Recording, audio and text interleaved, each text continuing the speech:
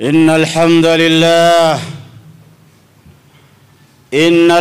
لله نحمده ونستعينه ونسترشده ونعوذ بالله من شرور أنفسنا ومن سيئات أعمالنا. من يهده الله فلا مضل له ومن يضلل فلا هادي له. وأشهد أن لا إله إلا الله ولي الصالحين.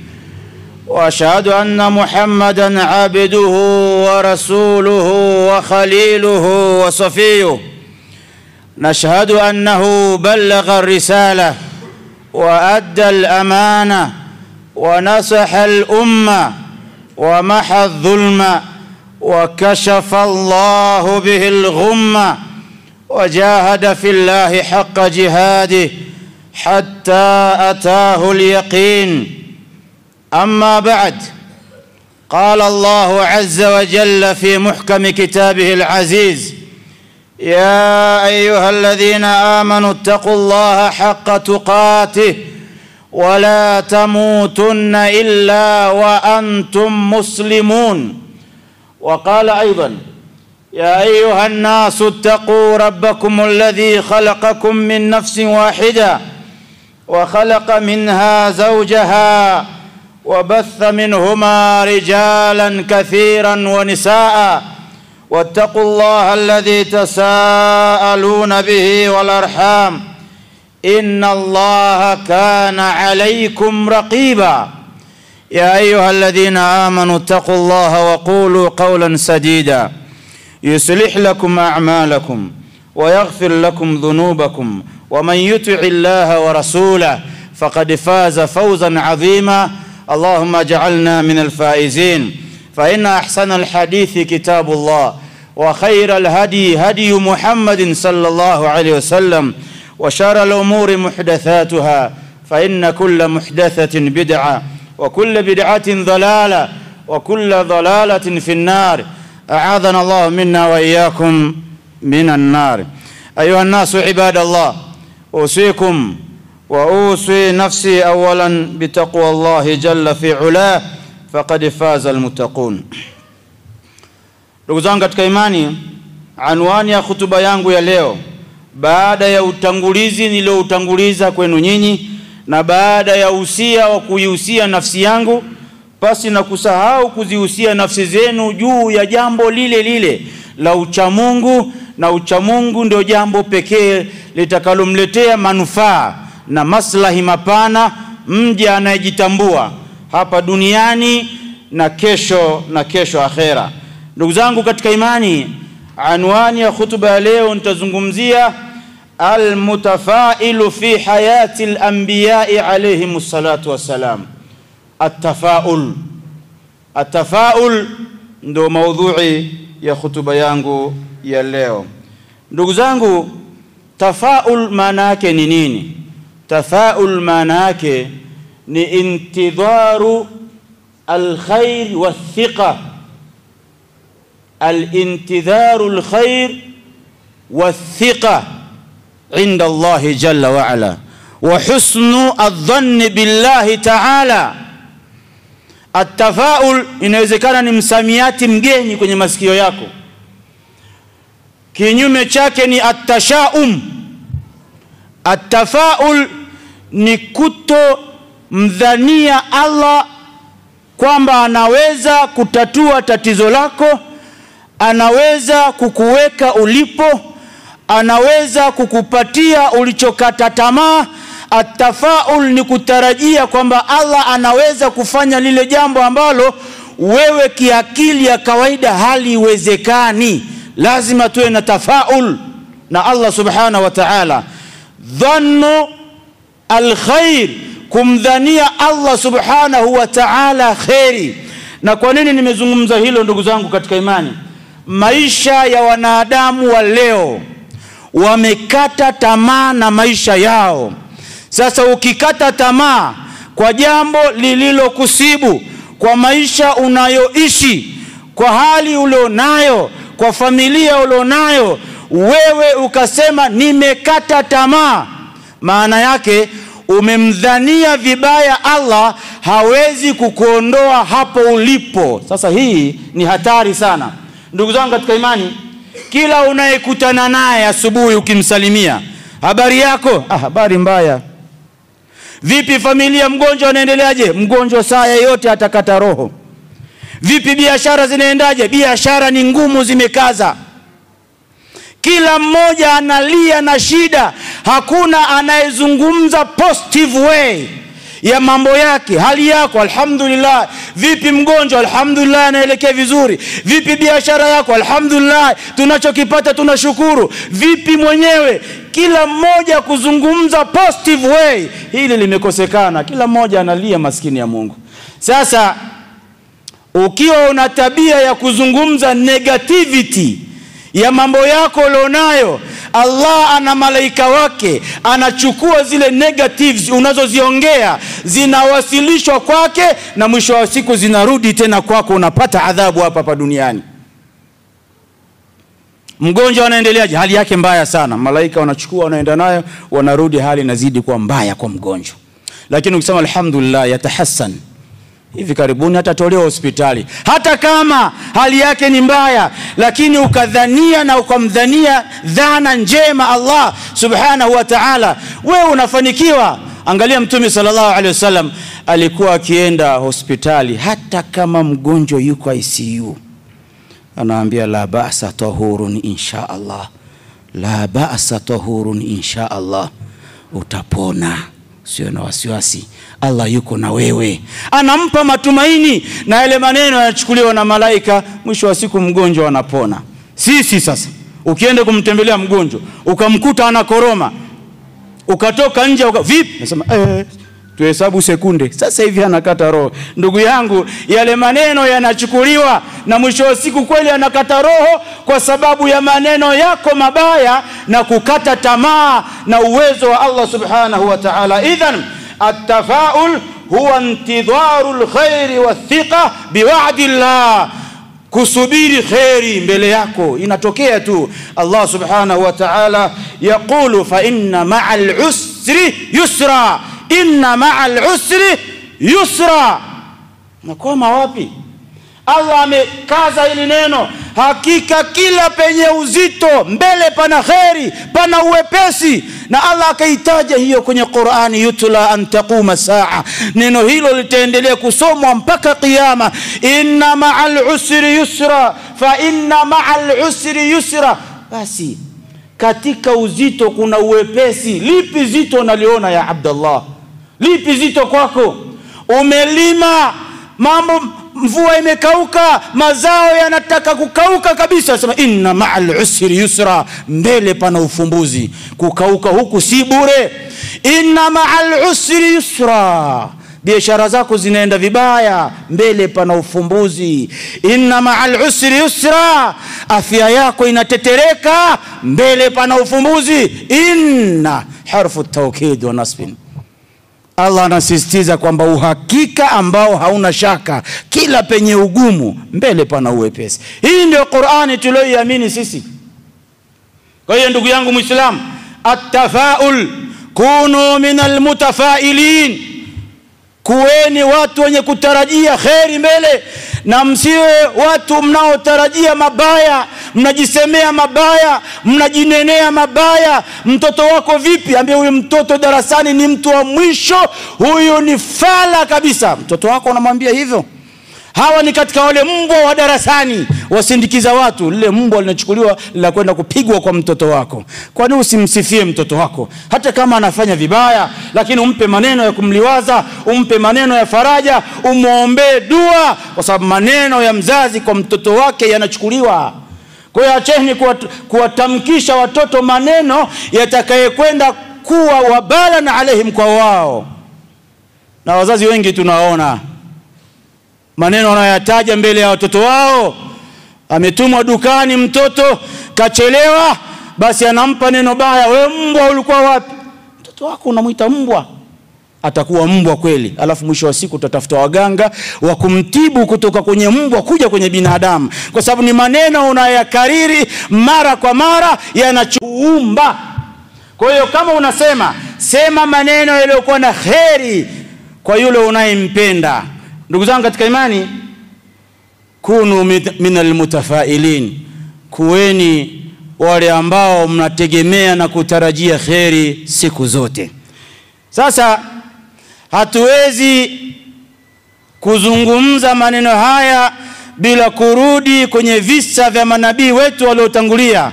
Nitatoa saahki lakum qisas al-anbiya, nitawasimulia kwa uchache manabii waliokumbwa na misukosuko mikubwa katika maisha yao, lakini hawakusema mabaya mbele ya Allah subhanahu wa ta'ala. Hawakunena jambo baya kwa yale yaliowakuta kwenye maisha yao. Wako manabii walikutwa na misukosuko, tujifunze kupitia visa vyao. Na leo tunataja baadhi ya manabii walioishi katika hii dunia wakakutwa na mambo mazito. Wa kwanza kabisa Nabii Nuh alayhi salatu wassalam. Nabii Nuh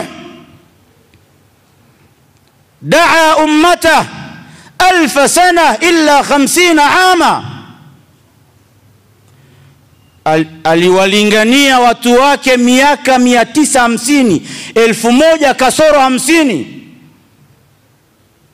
Lakini aliweka dhana mbele, matumaini kwamba iko siku watu wataongoka, nisikate tamaa.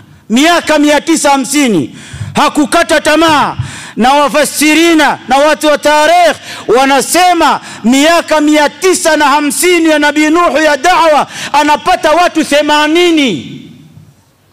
Lakini hakukata tamaa, akasema naangaika ya nini bwana, watu wenyewe ndo hawa. Daa qaumahu 1000 sana illa 50 ama falam yayas. Hakukata tamaa, hakurudi nyuma, wala hakusema na mimi ngoja nilale niwaache hawa watu. Alitaraji na kudhania dhana njema kwamba kwa sababu mimi ni speaker na yupo aliyeshikilia hiyo speaker, mimi niseme, alafu hidayah inatoka kwa Allah subhanahu wa ta'ala.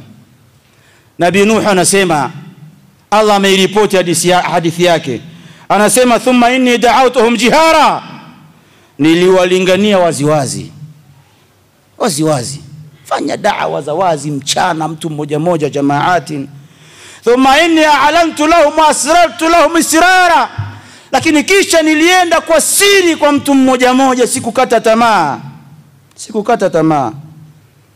Lakini pamoja na hiyo Nabii Nuh sabara, alisubiri, watafaala, na alitegemea kwa Allah one day watabadilika hawa watu. Kwa miaka 950. Ndugu yangu Muislamu, wewe dai umelingania kwa wiki 2, umelingania kwa mwezi mmoja, umefanya da'wa kwa miaka 10, unataka watu wajae Mbeya nzima Waislamu, utaka watu wajae misikiti yote, tafauli iko wapi?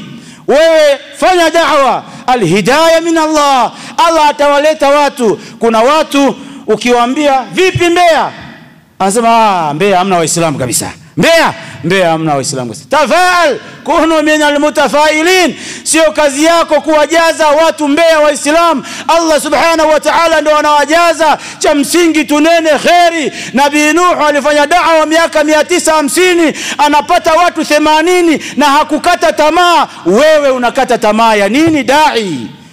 Kwa miaka yako 5, 10, 15 usikate tamaa na da'wa.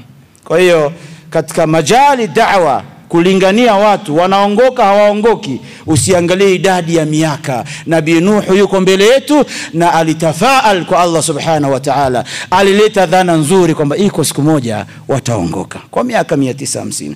Hadha nabiyuna Ibrahim alayhi afdalus salah. Huyu hapa tunamleta Nabii Ibrahim, abul bashar, abul iman. Na Ibrahim kana umma. Ibrahim alikuwa ni mtu mmoja, lakini imani yake, kazi yake ilikuwa ni ya kundi na jamii. Allah akamuita hivyo kwamba mtu mmoja kwa maslahi ya dunia nzima. Sasa Ibrahim alipata misukosuko. Ulqiya fi nari, alikokewa moto. Watu hawakupenda da'wa yake.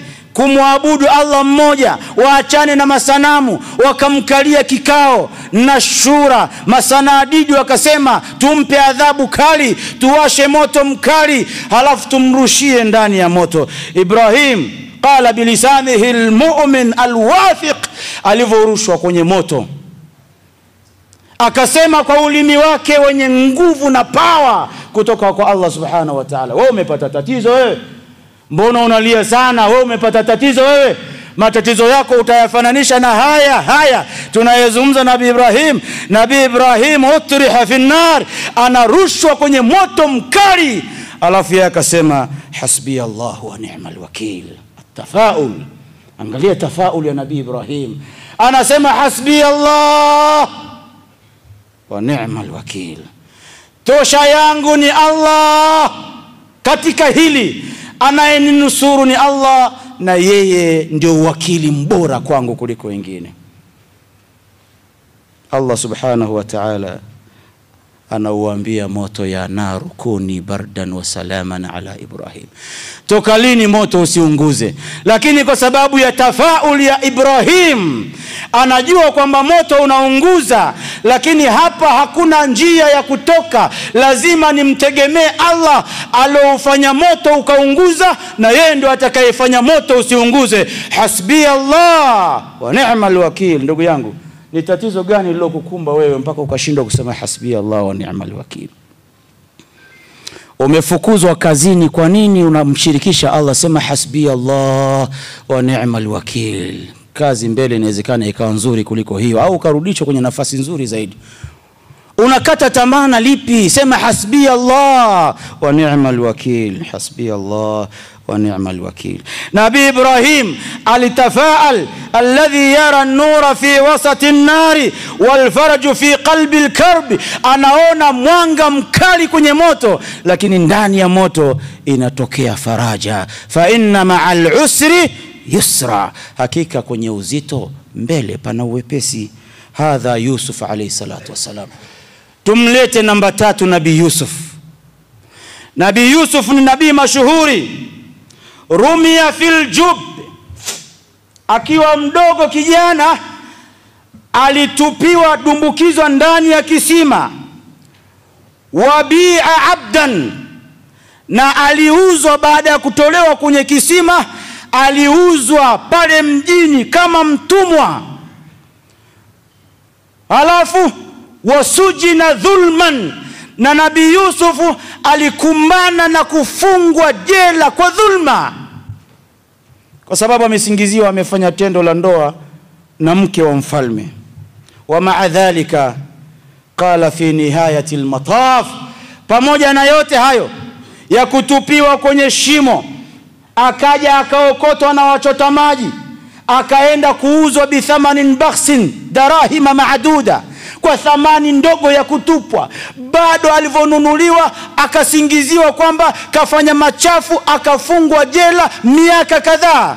Pamoja na yote akasema Nabii Yusufu, innahu, sasa katika wakati wake wa unabii, innahu, hakika mambo jinsi ilivyo, man yattaqi wa yasbir, atakayemcha Allah na akasubiri, fa inna Allah la yudhi'u ajra almuhsinin, Allah hapotezi ujira ya wenye kusubiri. Fakana tafauluhu, kile kitendo cha kusubiri na kukusudia malipo makubwa kwa Allah anaweza, tafaulu yake ilimletea natija, kutoka kwenye jela mpaka akawa malik, anakuwa mfalme. Yeye sasa ndo anaongoza jahazi. Tafaul Musa alayhi salatu wasalam. Tuende kwa Nabii Musa alayhi salam. Hina tabi'ahu Fir'aun, wakati Firauni anamfuata huwa wa junudu, wal bahru amama, Firauni anamfuata na majeshi yake. Tayari Nabii Musa amekwenda kuwakomboa Banu Israel kutokana na dhulma waliokuwa kidhulumiwa na Faraina na Firaun. Hatimaye wanakutwa njiani, amamahu bahar wa waraahu adu, aina almafaru, mbele pana bahari. Nabii Musa anaiona hii hapa bahari ya Sham. Akigeuka nyuma anaona Firauni ndo amiri jeshi mwenyewe kashika upanga anakuja. Aina almafaru. Wafuasi wa Nabii Musa wanamwambia Nabii Musa, inna la mudrakun, Nabii Musa tunakutwa, itakuwaje? Wapi tunaenda huko amama na bahari?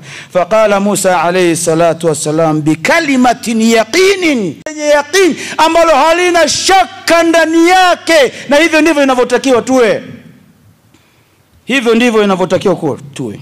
Allah, Nabii Musa anasema maneno yake kuwaambia wale wafuasi, na maneno haya yamenukuliwa kwenye Qur'ani, sisi pia tuwe nayo. Nabii Musa anawaambia wale Bani Israil, kalla, sivyo mnavyofikiria, inna ma'i ya rabbi sayahdin, inna ma'i ya rabbi sayahdin, ni naye Mola wangu ataniongoza katika hili. Si mbele pana bahari, nyuma pana maadui, inna ma'i ya rabbi sayahdin, Allah ataniongoza katika hilo. Famad natija, matokeo yalikuwaje? Je, aliokolewa hakuokolewa? Je, alivuka bahari hajavuka? Jawabu ni kwamba linatoka kwenye Qur'ani. Allah mwenyewe anasema alivuka. Piga hiyo bahari kwa fimbo yake, bahari kaganda, wakapita jamaa. Utasema inawezekana vipi watu kupita juu ya bahari? Usiulize hilo, na wakati kuna mimeli mikubwa leo inaelea juu ya maji. Unashangaa mtu kupita juu ya maji? Mimeli iliyobeba mizigo kutoka huko China, Uturuki, wapi, imebeba makontena na inaelea juu ya maji. Ushangai hilo? Uwezo wa Allah ni mkubwa, mtu kupita juu ya maji. Nabii Musa alivuka kwenye maji na Firauni akaangamizwa. Nini? Alitafaal ayuha nasu ibadallah, kunu minal mutafailin, kuweni na mategemeo na matarajio makubwa kwa Allah subhanahu wa ta'ala, kwamba Allah anaweza kukunasua katika jambo ambalo lilikuwa haliwezekani kwa macho ya binadamu. Cha msingi tu tarajia Allah ndio anayeweza kila jambo. Kwa hiyo tafaul ikikosekana, kwamba sasa unaulizwa Nabii Musa tunaenda wapi, mbele kuna bahari, alafu wewe mwenyewe kama kiongozi unasema sasa mimi nifanyaje, ngojeni tuangamie, maana yake umekosa tafaul, umekosa kumtegemea Allah, umekosa kujua kwamba khairi ya Allah ipo muda wote. Ndugu zangu katika imani, Allah subhanahu wa ta'ala atujalie minal mutafailin. Tuache hadithi ya kulalamika. Kila sekunde unalalamika, Allah anachukua malalamiko yako. Usipende kulalamika, na usipende kusema maneno machafu kwako wewe au kwa familia yako, bali sema maneno mazuri yatakayojenga mustakbali wa maisha yako na maisha ya mujtamaa kwa ujumla. Aqulu ma sami'tum wa astaghfirullah li wa lakum wa lisairil muslimin wal muslimat fastaghfiruhu innahu huwal ghafurur rahim wa huwal barul karim. Alhamdulillah wahda والصلاة والسلام على من لا نبي بعده وعلى آله وأصحابه ومن تبعهم بإحسان إلى يوم الدين. أما بعد، هذا نبينا أيوب عليه أفضل الصلاة والسلام. هو hapa tunamleta mpaka Isanga Nabii Ayub alayhi salatu wasalam, jabal min jibali sabri. Alikumbwa na matatizo mazito. Matatizo yake hayalinganishwi na ya kwetu, hata mmoja wetu katika sisi hakuna alofikia matatizo ya Nabii Ayub. Nabii Ayub ubtulia, alipewa mtihani wa maradhi, akapewa mtihani wa kufilisika, akapewa mtihani wa kufiwa na watoto wake, akabaki zero kutoka kwenye euro. Lakini sabara wahtasaba, alisubiri, alivumilia, akawa na matarajio makubwa kwamba one day inawezekana kwa Allah subhanahu wa ta'ala. Ndugu zangu katika imani, pamoja na yote hayo, hebu niambie, ulikuwa na mali unafilisika, ulikuwa na watoto wanakufa wote, ulikuwa na afya unalala kitandani miaka 18 unageuzwa. Huu ni mtihani mzito. Akaitwa jabal min jibali sabri.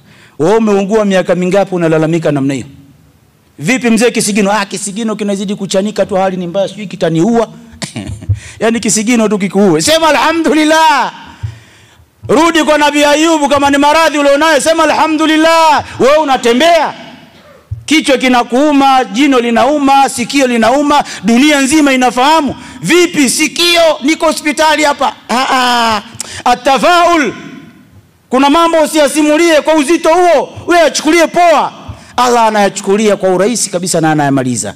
Nabii Ayub alipatwa na mambo mazito kiuchumi. Nabii Ayub alikuwa ni multi-billionaire. anafilisika mpaka zero kwa sababu maradhi yake ametibiwa, dunia nzima imeshindikana. Anaulizwa vipi hali yako? Alhamdulillah, alhamdulillah, nashukuru Allah. Kanibakizia hata ulimi kusema alhamdulillah. Semeni alhamdulillah ala kulli hal. Sema alhamdulillah ala kulli hal. Allah atakunusuru, atakuondolea shida na matatizo ulionayo.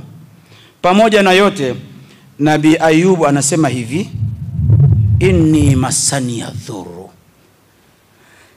nimepata matatizo ya Allah, wa anta arhamur rahimin, lakini wewe ndio mwingi wa kuwaonea watu huruma. Unaiona hali yangu, maradhi, watoto wamekufa, mali hakuna, lakini nakutegemea wewe Allah. Nani anaweza akasema maneno hayo illa man wafaqa Allah, isipokuwa wale ambao muwafikishwa na Allah.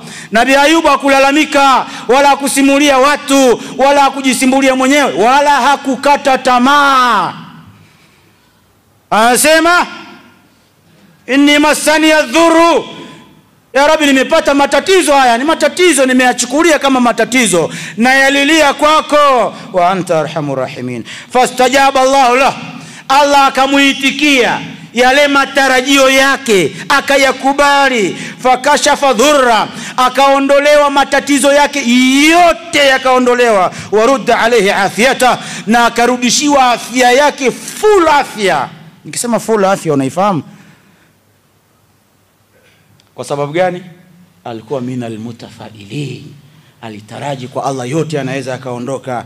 Muda hautoshi, lakini twende kwa mzee Yaqub. Mzee Yaqub baba yake Yusuf alipata mtihani na yeye mzee.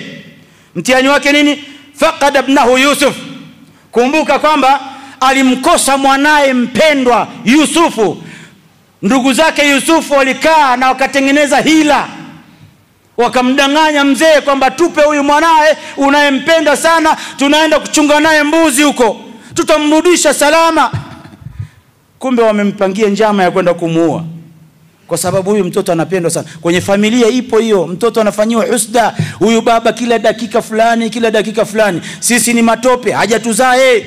Mwisho wa siku wanamfanyia hila, wanamtengenezea skendo, mtoto anaondoka. Kwa hiyo Nabii Yusuf alitengenezewa skendo. Yaqub alayhi salatu wasalam alivyoondokewa na mtoto wake Yusuf pamoja na ndugu yake Yusuf, pale walipoenda kwenda kupimiwa na Yusuf, huyo ndugu yake naye pia akasingiziwa ameiba chombo cha kupimia cha mfalme.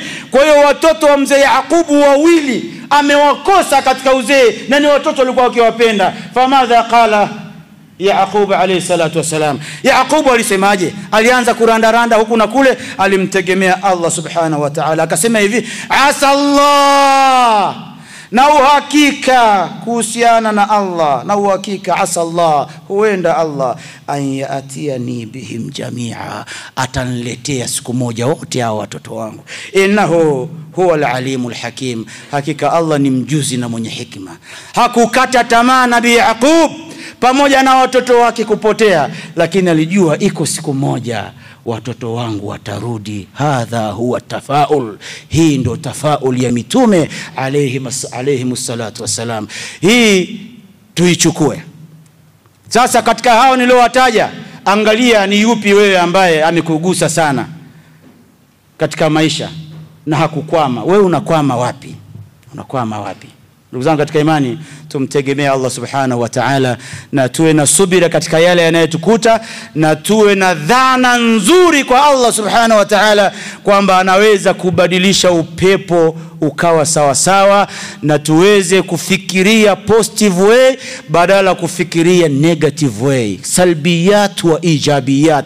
Siku zote tafakari ijabia, achana na salbia. Usikae kwenye magenge kudiskasi tu mambo ambayo hayana maana kwako. Angalia, diskasi uwezo wa Allah subhanahu wa ta'ala juu ya kuondoa matatizo na shida za watu, na jinsi alivyoelekeza watu watakaomcha Allah wapi wanaelekea. Ndugu zangu katika imani, wal hadithu baqiya. Mitume niloorodhesha kuwazungumzia katika tafaulu walizonazo, walipambana na mitihani mizito lakini hawakukata tamaa, walitegemea kwa Allah. Nimewazungumzia 5, walikuwa 15. Wengine waliobaki tukipata nafasi tutawazungumzia insha Allah subhanahu wa ta'ala, Allah akitupa uhai na uzima.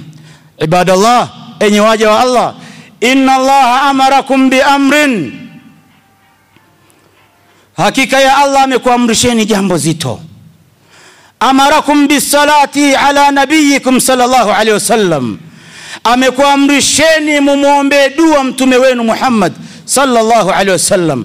Faqala azza min qailin alima, akasema Allah mwenyewe subhanahu wa ta'ala, inna Allaha wa malaikatahu yusalluna ala nabi ya ayyuhalladhina amanu sallu alayhi wa sallimu taslima. اللهم صل على محمد وعلى آل محمد كما صليت على إبراهيم وعلى آل إبراهيم، وبارك على محمد وعلى آل محمد كما باركت على إبراهيم وعلى آل إبراهيم في العالمين إنك حميد مجيد. اللهم ارض عن الخلفاء الراشدين منهم أبو بكر وعمر وعثمان وعلي، وعن بقية صحابة رسول الله صلى الله عليه وسلم أجمعين. اللهم أعز الإسلام والمسلمين وأذل الشرك والمشركين ونكس أعداءك أعداء الدين، واختم لنا بخير منك يا أرحم الراحمين. يا حي يا قيوم برحمتك نستغيث، فلا تكلنا إلى أنفسنا طرفة عين، وأصلح لنا شؤوننا كلها. لا إله إلا أنت سبحانك إنا كنا من الظالمين.